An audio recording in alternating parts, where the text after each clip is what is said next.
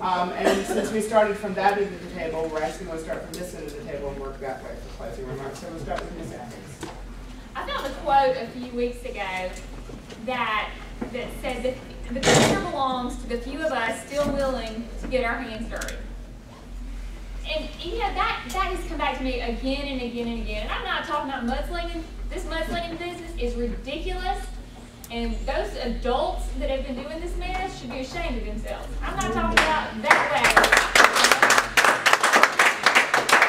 I'm talking about pushing up your sleeves, getting in these school systems and finding out what's going on. Yeah. Talking to these teachers and finding out, why can't you control your classroom? What can we do to help you control your classroom?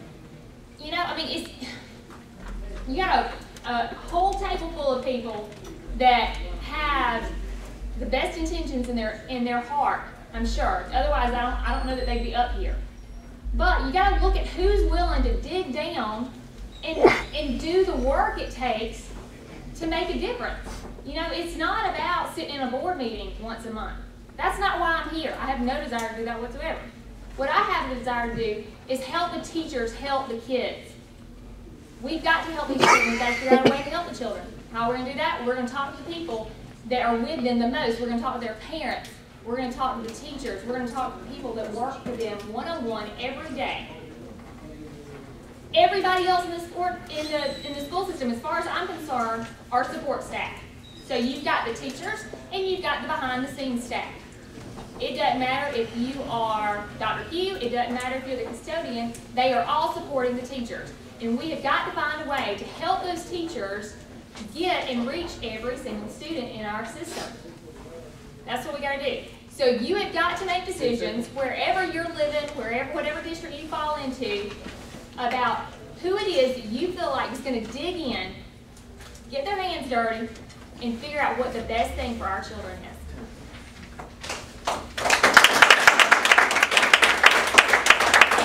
Mr. Daniel?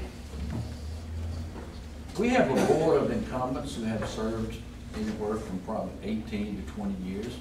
I think there's a tendency to become complacent, not as energetic and as fired up as we are.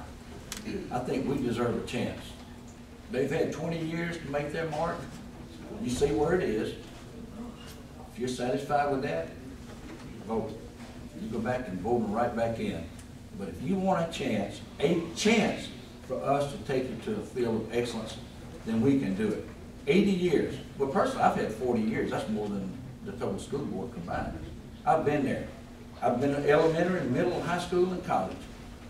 I've been in 3 states. I've been in small schools. I've been in the last one, 5,000 kids.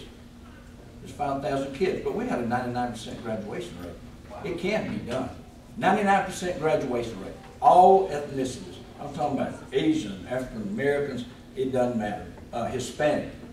But we had 99%. But we also had discipline in our classroom. I taught the school 4 years. I had 1 discipline problem. The girl didn't want to give me her cell phone. It can be done. People, don't cut your kids short. Don't cut our citizens short. Don't cut your children's future short. The future is now. Now, don't think things are going to get better. The future for your children is now, and you have the power to change it. And you can change it on the 31st when you put people in there who are energetic, fire. These are some of the best character people I've ever worked with in my life. Excellent. Nothing but the best interests of the kids at heart. And all I say is vote, pray about it, and God bless you.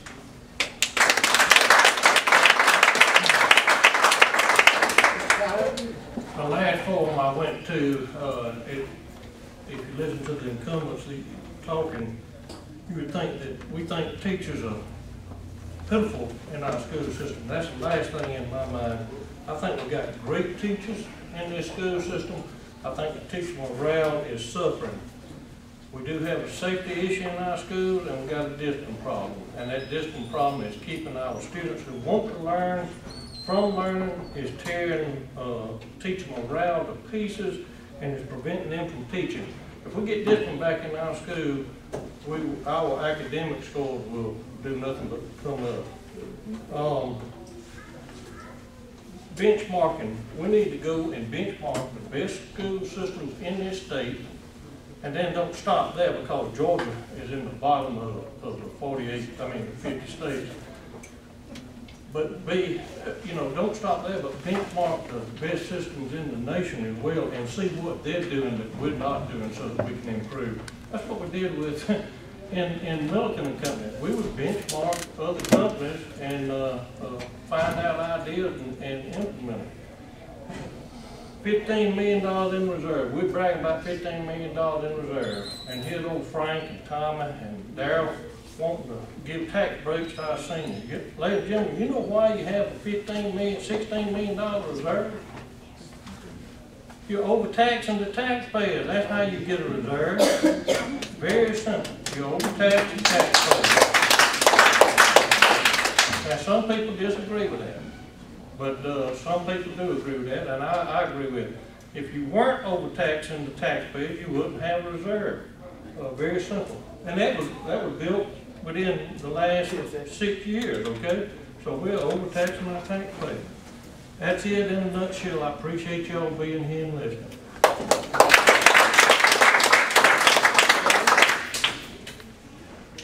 And I guess August 1st, I'll start my 33rd year of education. I'm one of those fortunate people that's taught all black children, all white schools, public schools, private schools. You know what they all have in common? They all want to learn. I don't care what socioeconomic group they fall in, whether it's poverty. I don't care if we've got problems with parental apathy. I don't care what the state of Georgia sends us money-wise. We've got to educate children. Period. How are you going to do that? What steps do you take? Who do you want to lead that forward is the question. I know where I was 7 years ago on the shame list. I don't know what that is, needs improvement. I don't know what it is. Not anymore. And won't go back to it either. I know what goes up must come down. Right now, graduation rate the past year where I worked was 90% at the end of the summer quarter.